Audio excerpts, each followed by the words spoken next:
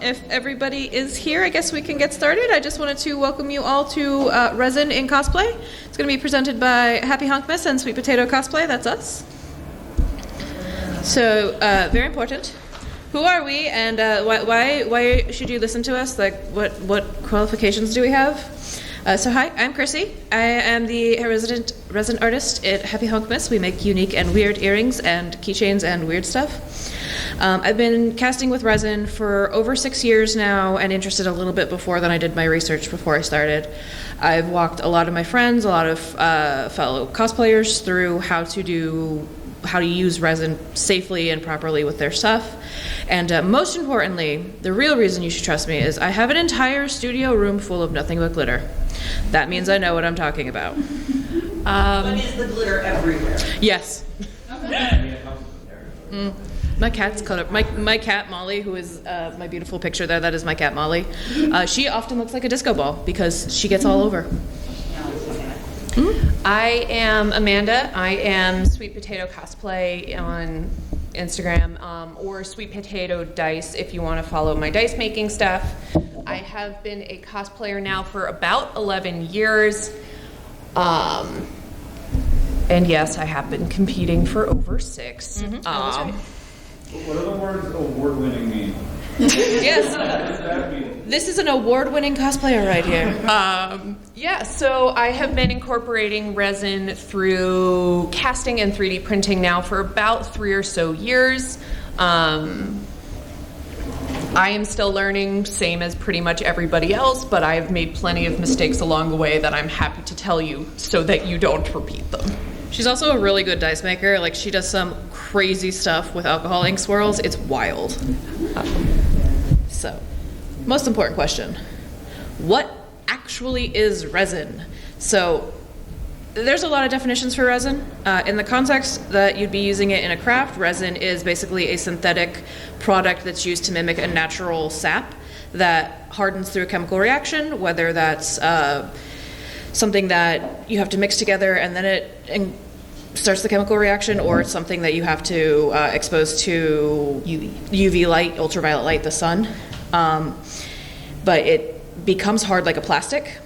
To be very specific, very detailed, resin is just this like weird liquid goo that you mess around with, and then you let it sit for a couple of minutes, or a couple of hours, and then suddenly it's hard plastic. It's a magic. It is also an uncontrollable and unknowable thing. You will never make the same thing twice, no matter how hard you try. You can try and color match, you can try and do all that stuff. More often than not, you throw it in a pressure pot and you just see what comes out at the end. So there are 2 types of resin that can be used mainly for cosplay and other purposes. There is what's called UV resin or ultraviolet resin. I have some of that here. Ultraviolet resin, UV resin, it's cured using the sun, or more commonly you'll see, especially if you watch as much TikTok as I do, you'll see people using these really cool like nail LED lights. That's this little guy right here. It has a set timer. Once you hit the button, it sets for a minute, and it'll shoot concentrated UV light. Most of them come with a little flashlight like this. But it's just a little bottle. It's the most common use for UV resin in cosplay, though, is actually using it in a 3D printer. And then when you're using it, you can either get hard cure UV resin or soft cure UV resin. It depends on what you're using it for. If you want a really strong, stable piece or a really strong, stable connection, you would use your hard stuff. If you're doing a belt, say, you'd actually probably want to use a soft cure, but make sure it is supposed to cure soft, so that you have a little bit of wiggle movement, especially if it's like something that you know you're going to be moving in.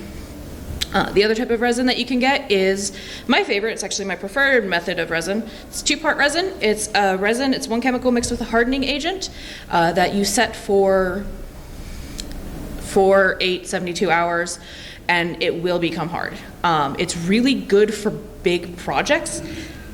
It's very, you can make a table out of the stuff. But it does, like I said, it takes some time to cure. I have one that you can take it out of the molds at 4 hours, but it isn't fully handleable or solid until the 72-hour mark. So, Oh, yes. Sorry. Hi. So for UV resins, you have to shine a light on it. Does it come in other colors? Does it have to be clear? So it doesn't have to be clear. You can use colorant in UV resin.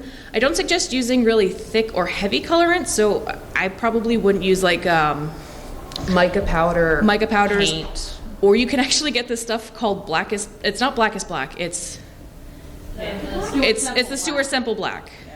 I wouldn't recommend using that because in addition to the fact that it wouldn't allow a lot of UV light to penetrate, it'll also, when resin cures, it gets really hot. It's an exothermic reaction. If you use a really heavy dark pigment and then cure it really fast, you can get some smoke or some fire. Yeah. It's not good. Okay, thank you. So, UV resin has lots of applications when it comes to cosplay. It can be used not just in creation of gemstones, cast pieces, and things like that. It actually also has a lot of practical applications in repair. So this mask here, sorry about that, These mics are sensitive. actually is a 3D printed resin mask, printed on your standard run-of-the-mill beginner 3D printer. And it printed with blatant holes in it because I was brand new and had no clue what I was doing. And because resin does what it wants to do, not what we want it to do. The very cool thing is my partner helped me, and it is patched with a piece of Worbla on the back and then filled in the front with UV resin, layers and layers and layers until it became flat, sanded, and now it's completely indistinguishable. You can't see where the crack happened. We've used it to fix resin jewelry. We've used it to attach jump rings. There's a million applications for this stuff, as long as whatever you're attaching it to is porous enough to actually fuse. Metal's a bit hard, things like that, but you can absolutely use it not just for creation, but also for repair. Yes. The one thing about UV resin is, now I did show you this little bottle.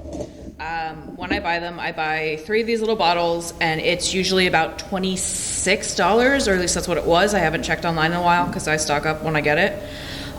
So if you're doing something huge, you do not want to use this for something huge. Like, you don't want to use this kind of UV resin, not in a printer. Excuse me, I'm so sorry. Because it's going to get really expensive really quick. And then we have 2-part resin. Again, this is my favorite. I use it on huge pieces. I like making a lot of trays and stuff. Excuse me. The one thing to keep in mind is if you're using a mold and you're using UV resin, it has to be clear because you need the UV to get into the resin. If you're using 2-part resin, I have one that's like this weird, like thick teal color. Doesn't matter because I don't need light. And the other thing is, and I had mentioned this a little bit before, when you have 2-part resin, you have to be very specific. It is usually measured by volume, and it has to be equal, or whatever the directions on the box will say. If you are not precise, you'll get what's called a soft cure. You cannot touch soft cured resin unless it's meant to be soft cured. If it is soft cured, that means the chemical reaction did not go through correctly, and it is still toxic. And the other con is, again, it takes up to 72 hours to be handleable. And then we have some tools for resin, you know, very important. The most important slide anyone will ever see. If you decide you want to work with resin, please remember resin is extremely toxic and it is a chemical. It is not just like, oh, this is a really cute little thing that I can pour next to my small child on a floor. It was a TikTok video. I got really angry.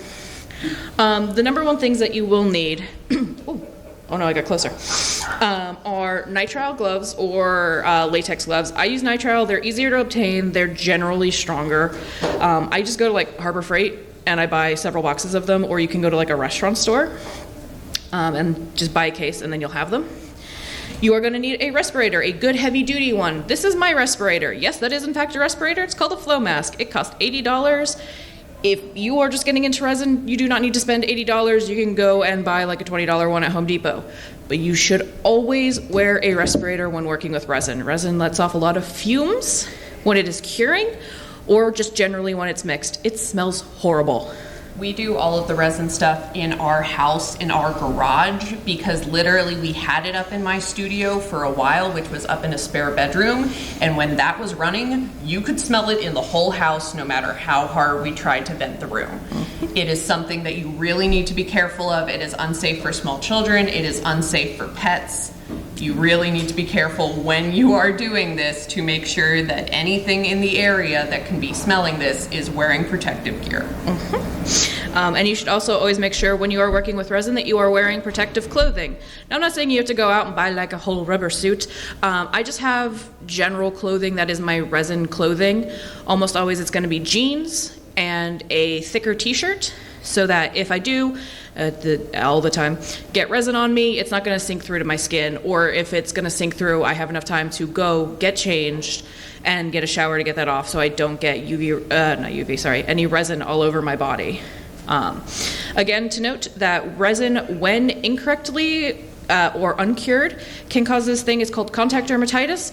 I can't show you a picture of it because it's disgusting. However, look, there's a strawberry, because that's kind of what it looks like. And it is an exothermic reaction. As I mentioned, it gets really, really hot. I have burnt myself on resin. It is not fun. And another reason why you want to wear PPE, gloves, everything else, it's so sticky. It's so sticky. I can't do it. I just get sticky and I freak out. And one thing I always make sure is, now we both have cats. My resin is also separated from my animal. When I come out of my studio, when I'm casting, I immediately go into the bathroom, and I have a special section where, like a special hamper where I can put my resin clothes, and I shower, because I do not want any of that around my cat, because it is super dangerous. Another thing to keep in mind, that when you are working with resin props, if for any reason you're finishing anything resin, any of the dust that's coming up when you are standing is just as toxic as the stuff when it is wet. You don't want to breathe it. You don't want it on your clothes. You don't want it in your washing machine. Do your best to make sure that everything does not I'm very serious about PPE. transfer to anyone or anything that matters. And also don't wear nice clothes that you care about, because really it does get everywhere. Yeah, I ruined one of my favorite tour t-shirts. It was an unfortunate event. We don't talk about it. Just steal my fiance's. So I have a Resin 3D printer. It is another resource that can be used for cosplayers when it comes time to make pretty much anything. There are a few issues when it comes to a Resin 3D printer versus a PLA printer. So a PLA, which is the extruded plastic, is lighter, is stronger, and more often than not, the printer bases for these are much larger. There are a lot of times when you want to think carefully about whether what you're trying to make should be in plastic or should be in resin. So things like masks, jewelry, anything that you want to be extremely detailed is perfect for resin. Resin casts are not just incredibly detailed and smooth and require way less finishing, but also you can make them so much faster. How a UV resin printer works is really cool. It exposes, for literally lack of any other better word, goo to UV light in layers and layers and layers. And those layers attach to a plate that rises out of the goo. The benefit of this is that as long as there's room on the plate, you can put stuff on there. Unlike a PLA printer, which has to trace each layer of each piece individually, a resin printer is much, much more efficient. However, things that come out of a resin printer tend to be incredibly heavy. Feel free to come feel how heavy this is at a later point.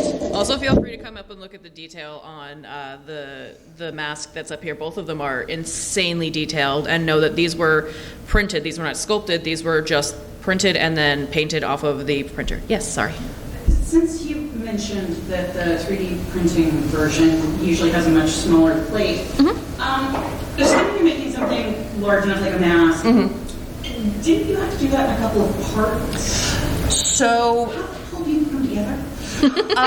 there are a lot of different ways to do finishing and things like that. I would be happy to go over those afterwards. So please feel free to come up and I can run you through a couple things that I use for assembly. It's UV resin. More It's always often UV than resin. not, it is very strategic placement on, this is one solid piece. This was not printed in multiple pieces. This was very purposefully positioned, and it did take like 36 hours. And we had to keep going down every couple of hours to make sure that there was resin, or else bad things Otherwise, happen. yeah, otherwise it's, resin printers can be a bit temperamental, everything comes out heavy, and if you drop it, there is a very good chance that it will shatter. So you want to be very particular about what you are going to be making. And this is just the stuff that is printed straight from the printer. You can take a 3D print that comes off of a printer, sand it, finish it, prep it, and then cast it in a 2-part resin that would be much, much stronger and much, much less likely to shatter or break. I will say, if you are going to do that, I did mention it here, these printers use UV resin.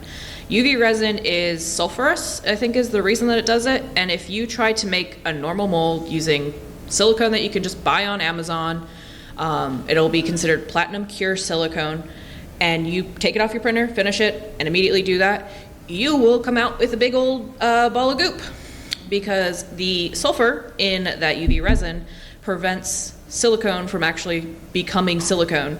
So you have to get this really, it's so sketchy, I swear to you, it is the weirdest thing. You go on Etsy, you tell somebody to send you a little vial.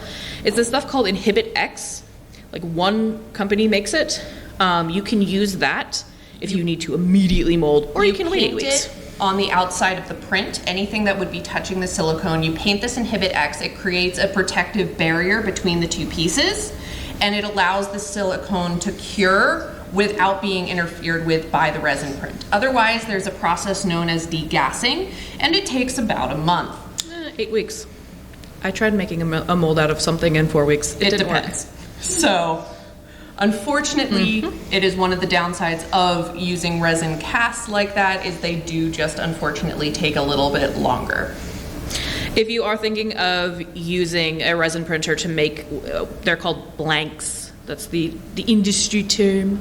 If you are considering using that Resin 3D printer to make a lot of blanks, it is often best to invest in Inhibit X. You can look up online if there are stores around you that sell it, if you are going to need a lot of it.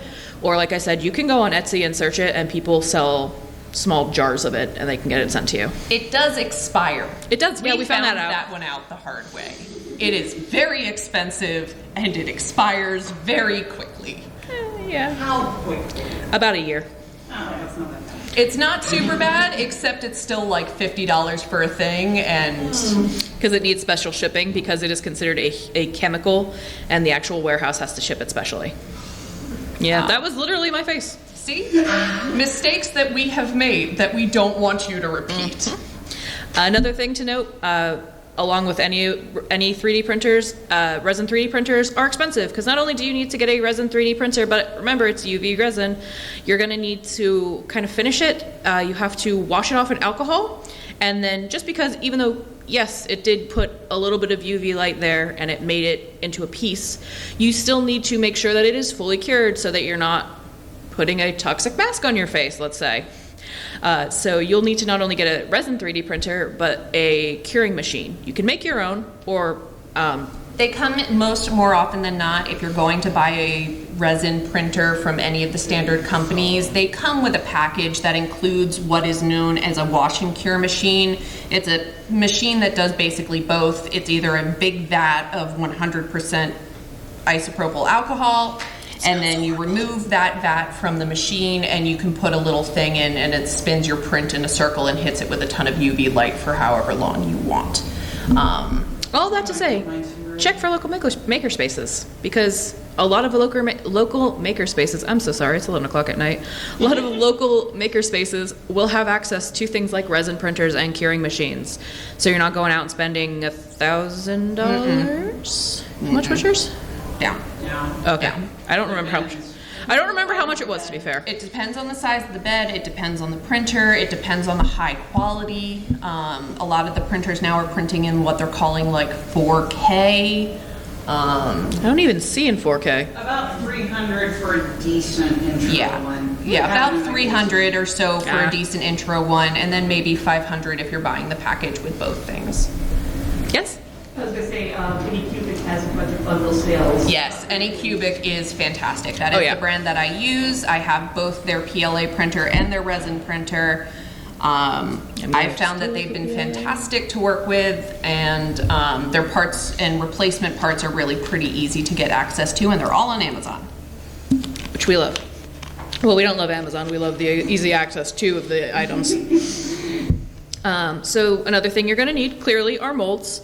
Fun fact, this is actually one of my absolute favorite molds that I own. I have, I think, 18 separate versions of that. I really like it. It makes really cute, tiny little paw prints. I like cats. You're usually going to find silicone ones. There are some people who still use hard plastic ones. I don't understand those people because it is so hard to pull your pieces out of. They swear by them. Silicone molds do have a life. So the reason I have 18 of these molds is because eventually a few of them are going to give way. That exothermic reaction is going to damage them to the point where I'll pull it out and one of the paw prints will, like the whole inside will come out with it. It sucks. I was very sad when it happened with my dice molds because those are also very expensive.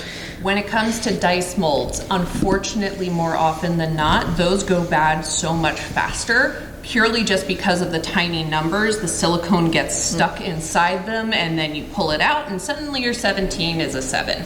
Yeah. And once that happens, there's no repairing, there's nothing you can do except cast a new one. And the same would go for any other 1 or 2 part mold that you would make. Eventually, it just stops working. Another thing to keep in mind is now when you're making your molds, let's say you don't want to go on Etsy and find the perfect gem mold. You're like, I have a piece, I will make it. If you put a matte piece into a mold and you pull it out and you think, hey, I'm going to cast it, and because resin is shiny, it's going to be shiny. That is incorrect. Whatever your finish on your blank is your finish on your cast piece. Again, a thing I learned the hard way because it didn't occur to me. However, there is a pretty easy solution to this, as we have found out recently, as I made a similar mistake. You can actually clear coat a cloudy or unfinished gemstone with either a clear varnish spray paint or with nail polish or with UV resin, and it actually will restore a large amount of the shine. It won't be perfect, but it will be considerably better. I'm caffeinated. I'm sorry, guys.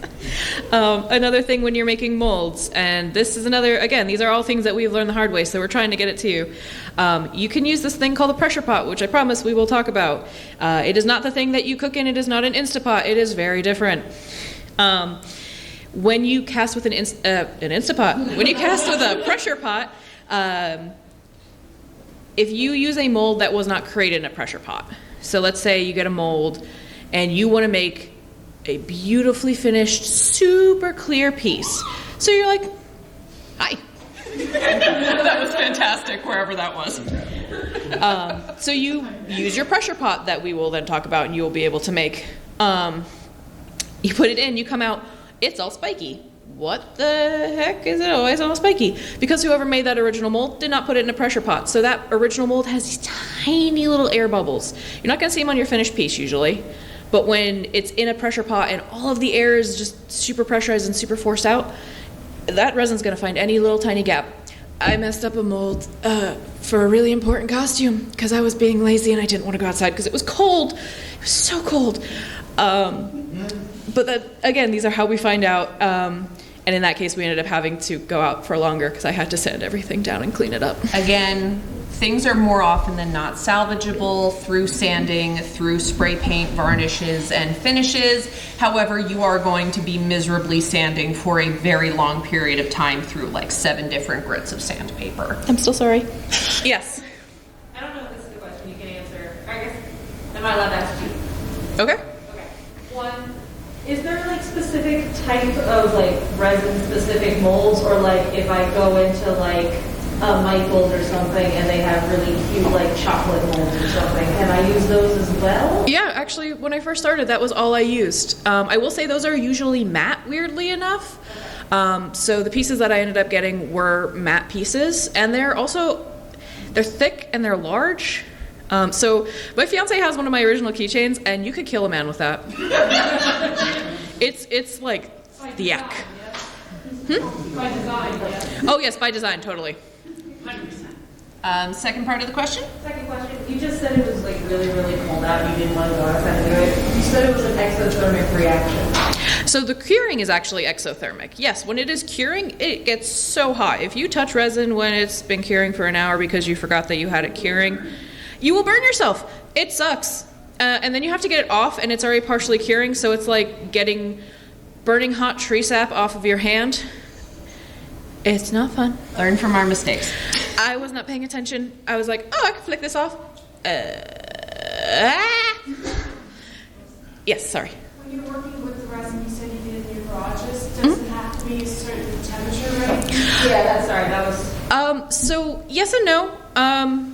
More often than not, if your garage is attached to your house, the ambient temperature coming from your house will be enough for it to work fine. Unlike spray paint and things like that, where it has to be a certain temperature to function, you can do it. However, there is going to be a very different consistency and viscosity to your resin depending on the temperature. Yep. Casting in the summer gets like a very nice thin kind of liquidy stream, and casting in the winter, depending on the temperature, will literally make goop. Oh, it's goopy. Which can work for some really great things. Some of the best dice that I have made with really cool, like, intact swirls inside them were made in the winter when the two resins weren't as likely to just mush together and just turn into a goop. The one other thing to keep in mind when you are casting in the winter, casting in the colder months versus casting, and this is also to keep in mind if you're casting in the summer, temperature can affect how long it takes for your stuff to cure. Yes. So a couple slides back, there were these little, they were keychains that are evolutions. I made those in the dead of summer with a matte black colorant. They were curing, the resin was curing before I even got it into the mold. It's called kicking, which means the resin cured far too quickly. If it is hot, your resin will You got it. Sorry, your resin will cure faster. If it is cold, you're probably going to have to let it sit for a little bit longer. More likely than not, you'll be able to pull it, say in the summer you can pull it after 8 hours, so pull it out of the pressure pot and it holds its shape and everything enough for you to move the mold. Might end up being 24 in the winter. Mm-hmm. And we'll get to, yep. Is this used for both the two-part resin or just the UV or both? So it would be so specifically a pressure pot is used for two-part resin. You're not going to get a lot of bubbles in a UV resin because you're not stirring it violently and doing all this stuff. Also, you couldn't get a UV light into a pressure pot because, this is a pressure pot is specifically to be used with. I'm not even sure why I asked that at this point. I'm sorry. You're good. Listen, I understand. Yes. What has a bigger effect, temperature or humidity? Temperature, actually. Again, it has to do with the fact that it's an exothermic reaction. If it gets really hot really quick, it will cure faster. And again, it can... I did the stupid thing. It was June. It was hot. My studio is enclosed and doesn't have air conditioning. It is like 100 and something degrees in the studio itself. And that is what caused it. The kick was caused by the 100 and something degree room, not so much the fact that it was humid, because it wasn't that humid. And also the pigment that I chose. Yes. I'm not smart. All right, Pressure so pot. This one is about pressure pots. pressure pots are something that you want to be using basically anytime you want to be making a mold thicker than 1/2 inch to 1 inch. And even then, you'll be doing tons and tons of thin layers of UV resin over and over and over to build up the height. Pressure pots are a great tool to use to remove any air bubbles and get those really beautiful crystal clear gemstones that have a perfectly clear finish and a perfectly clear exterior. They are not necessary. Through finishing and spray paint and all the things that I've discussed before, you can get things that get very, very close. However, a pressure pot does make your life a bit easier. So much easier. I will say, as she mentioned earlier, she's also a dice maker. one of the biggest questions that we get asked when we're at markets and we have dice, and it's my least favorite question in the entire world, are, hey, are these dice balanced? Why, yes. Yes, they are. That's one of the best things about a pressure pot is you're not going to get a random void in the middle of your die like a Chessex die might have. I drilled into one. It broke apart. It makes them a solid hunk of resin. So if you're considering getting into dice casting, a pressure pot is almost the most important thing you can get next to your resin. I want to make weighted dice, don't get it. Or put something inside it that isn't resin. Just use sand for the bottom of it. Having actually made dice with sand in them, those ones did not roll. Yes. I know when mixing some kind of chemicals, not necessarily resin, sometimes use a vacuum. Is that at all similar or different or So relevant? a vacuum is very nice because a vacuum will take the bubbles from your mixing process when you're mixing the two pieces together, and it will remove all the bubbles that have been created during that process. However, it will not continue to remove bubbles after you put it in the mold. So anything that might appear during your pour process or anything like that will unfortunately still be there without the pressure pot. I know people who do. I do know a few people who use vacuums to make their mold or to make their resin pieces. I don't understand it personally. It's never been something that I'd want it to do, but it does, in theory, work mostly. As I said, for deeper pours, things where there's a greater chance of, accidentally getting air bubbles in when you're pouring it, unfortunately, it doesn't really prevent that part of things. And then to wonder how to get a pressure pot, you have two options. So you can DIY your own pressure pot. Yes, that sounds dangerous. It probably is. Mine is DIY. I DIY'd Will it. note. She made it. I did it over one night in the summer because I was really bored. She and my husband made it together. So DIYs, we got everything from Harbor Freight, which is like a tool store, and total with the air compressor, it ran us about $300 and about a night's worth of time. Longer because I had to find a valve because I broke the valve because I was dumb. A pre-made one, usually add like 100 onto that. They've already done all the work for you, so you're looking at maybe $350-ish with an air compressor for it, $350, $400. But again, they've done all of the work for you. Taken all the pieces out that you don't need, they've added all the pieces you will need. If you ever want to DIY your own, there is a person on There's a person on YouTube named Ribinator. That's how I learned. I watched it, I took notes, I went to Harbor Freight and got all the same stuff that he did, and it works. It works pretty good. Yeah, we're on year 3 or 4 since we made the pressure pot, and it is still trucking along just fine. No issues whatsoever. Another thing and one of the final things really that you'll need are colorants. There's so much that you can use. I went and pulled out every type of colorant that I have in purple, and I took one from each pile. And I have, I think, close to 20 up here. Please feel free to come on up and take a look. I've got some really cool ones. This is one of my favorites. So, okay, cool. It's just like this white thing. Hold on. This is a UV light. This is my favorite flashlight. It's purple. It changes colors.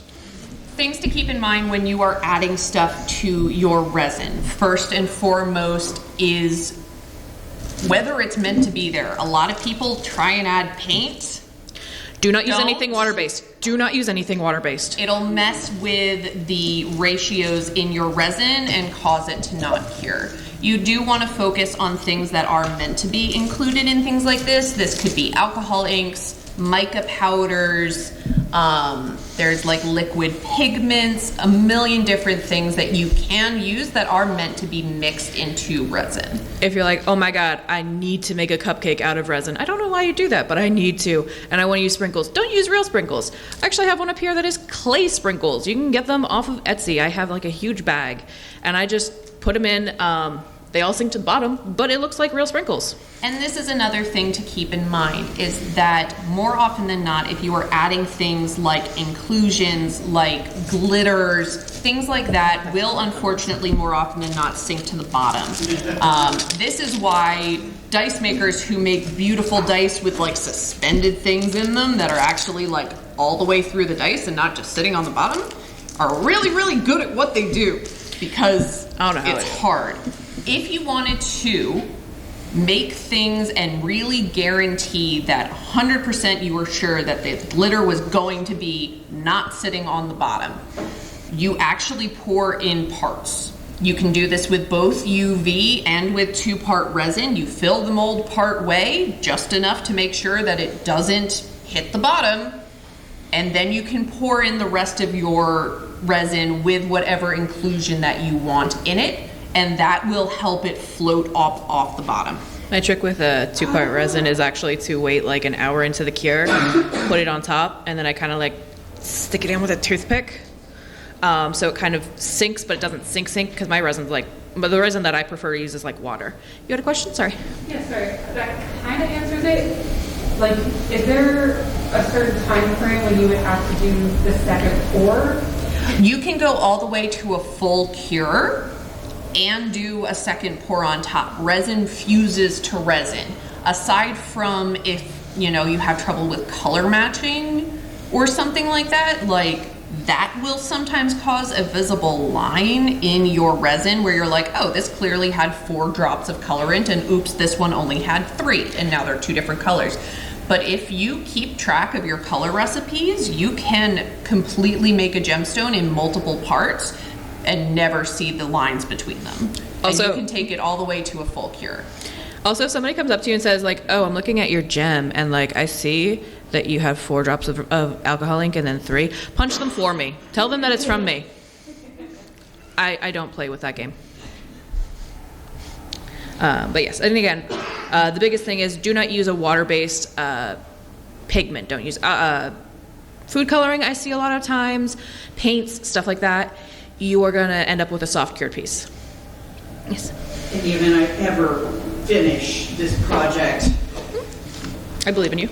at which layer would you add glow-in-the-dark pigment to it? So the really cool thing If you're about doing a shit ton of glitter in the mix. This is in fact glow-in-the-dark pigment. So you can do it in your main mix. Depending on if you're using like a really like glitter it depends on how intense the color is and how much pigment you put in. Is it possible to make it look swirly? Yes, that would be actually, so that's what she does with her dice. Go ahead, explain. Yeah, so you can do a lot of different things to create patterns and textures inside resin. I've used toothpicks where I like swirl it in one color and then dunk it in and like swirl it around a bit. You can use pipettes to pipe in different colors. You can use syringes. I'm totally going to try that. Yeah, you can absolutely, basically, and you can pour 2 in at the same time and then they like mix together. The only warning that I will give with this is that you have 0 control whatsoever as to what this is going to look like. Resin does what it put wants stuff to. into your mold, you hope, and then you see what comes out. And sometimes it's great, and sometimes it's a muddy nightmare, and there really is no rhyme or reason to when it is what. I will say if you really want a defined swirl, I would suggest maybe waiting an hour before you actually hit the swirl into it. Again, you're going to have a thicker resin to do that with. Waiting a day and a half. That would be cured by then, unfortunately, friend. One thing 95%! 95% cured. One thing to keep in mind, however, is if you put a print in a pressure pot, say for an hour or 2, and then you pull it out, it gets a little funky. I've never really had it work. If you put it in a pressure pot, you really want to take it all the way to that full cure. Those don't really like pull out halfway through and then go back in. The mixing process gets a bit weird. We've been talking a lot about it. How can this be used in cosplay? And I mean, honestly, how can't you use resin in cosplay? I people use it for everything. You can make decorations in bulk. You can make wearables and weapons. Unfortunately, we did not bring any weapons because I did not want to play the weapon check game. I played that last year. It was obnoxious. You can 3D print wearables and props and everything else. You can also do you can, if you're the kind of person who likes to interact with people, weird. People are fun. You can make, I'm sorry, this is probably a horrible noise. You can make things to give out. So the lovely Sweet Potato Cosplay will be dressed as Sonia on Saturday. Sonia from Tears of the Kingdom on Saturday, who was known as Strawberry Girl because her original leaked fan art came with her holding a basket of strawberries. So because I'm me and I'm extra, I bought 16 separate strawberry molds, and there's a whole bunch of strawberries for her to be able to give out when people come up to her and are like, oh my god. So if you see her on Saturday dressed as Sonia, she might have some strawberries. There's fun. There's glittery ones. There's normal ones too. And I know a lot of people who will do small things. The costume that you won your award in, we used resin to make coins. Yes. So one of the cosplays that I made, I was Elizabeth from BioShock, and we cast tons and tons and tons of the coin that she flips in her kind of like just hang around idle animation. Idle animation, that was the word. We cast like 50 of them and handed them out to people because that was a thing she did, was she walks up to Booker and hands him a coin. So that's what I had. So if you have like a character who's infamous for having a certain item, you can print it on a resin printer, mold it, and make a whole bunch of them to hand out.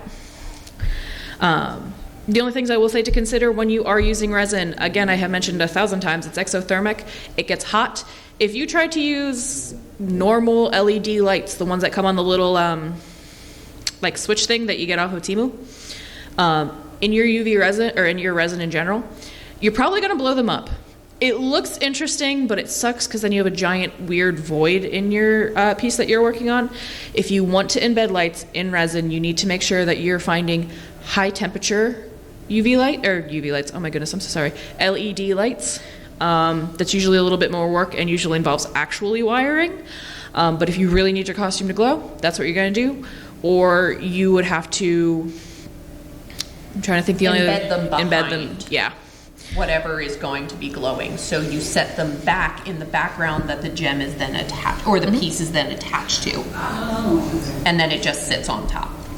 Again, solid resin pieces, again, are very heavy. So if you really, really want to do a fully beautiful, clear sword out of resin, and you want to drag that around a convention, I'm not saying to do it, and you want to drag that around a convention all day, you're going to have muscles by the end of the day. The other side of it is resin printers are much smaller than PLA printers. My PLA printer can print like 3 foot by 3 foot square. This thing is huge.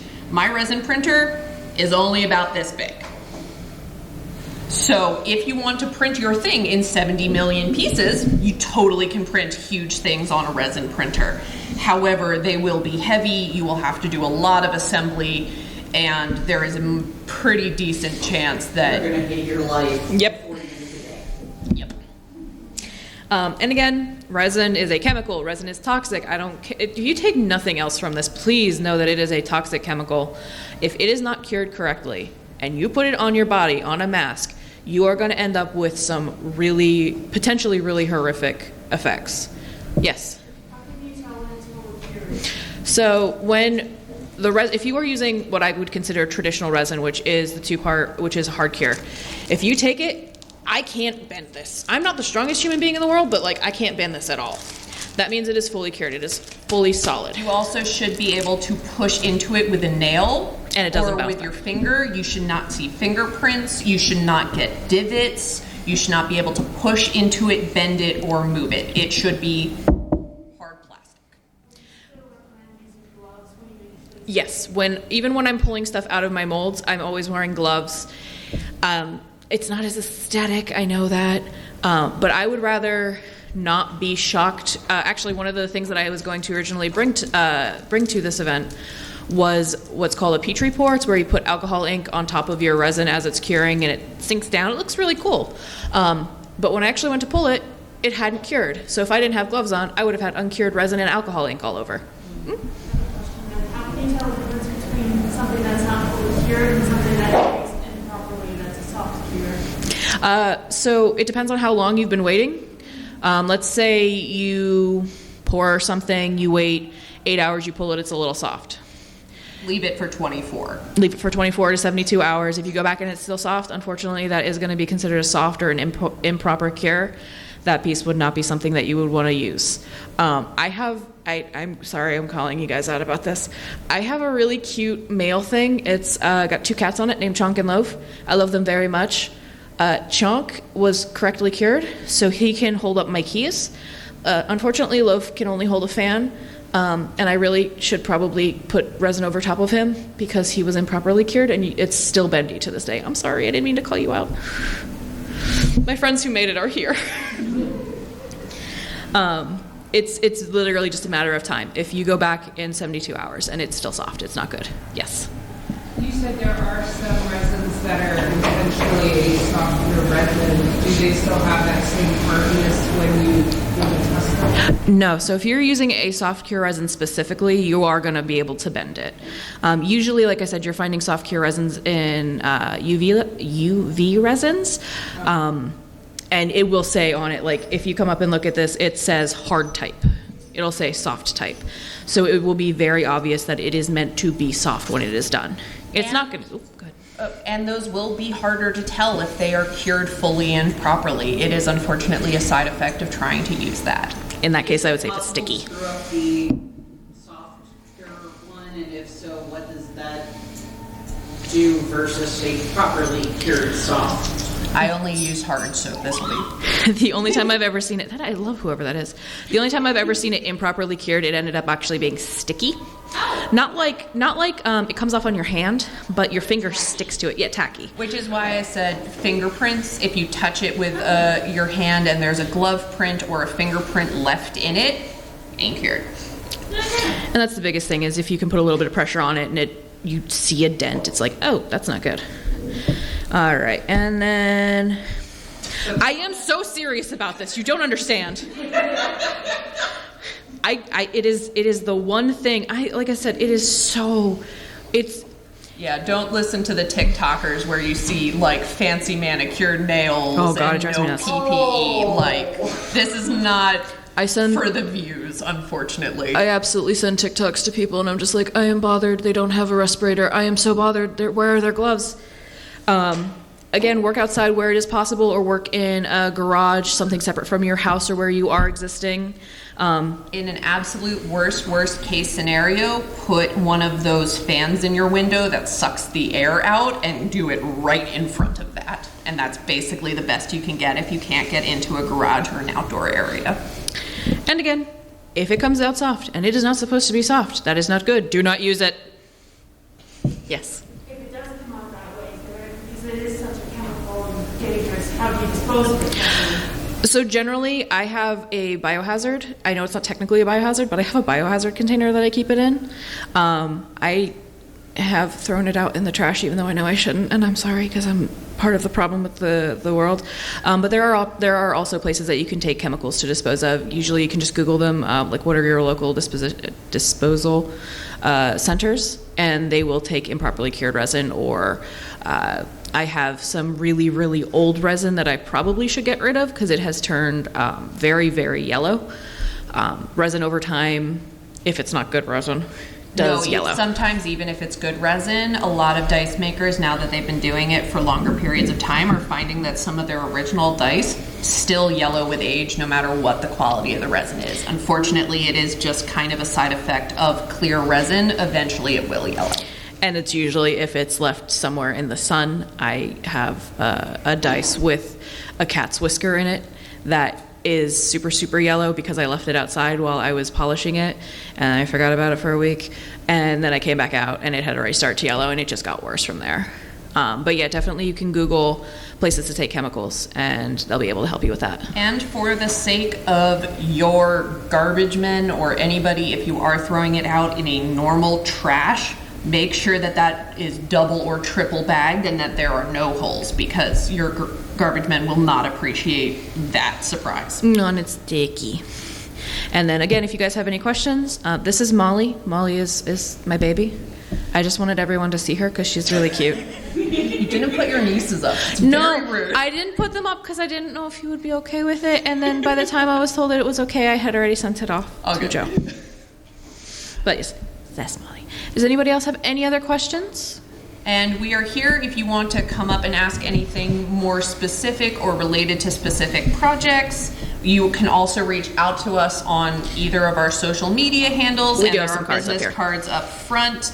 Please don't hesitate to ever reach out to either of us if you have a question. We'd be happy to help or assist in any way that we can. Also, and feel free to come up, look at some of the stuff that we've made. There's a couple things I'll ask you to be incredibly careful handling up here because I still need to wear them. And come look at all the different pigments and things like that so that you can get a good idea when you're getting ready to invest for a project, how to get the effects that you want. Also, if you guys think of anything and you're like, I don't know, I feel really weird reaching out on social media, I'm going to be in Makerspace the entire time because I'm just going to crochet because crowds scare me. So I'm just going to be in Makerspace. You can come on over and find me. Just don't tap me on the shoulder. I don't do well with that. But yeah, other than that, thank you guys so much. Thank you guys. Thank you so much.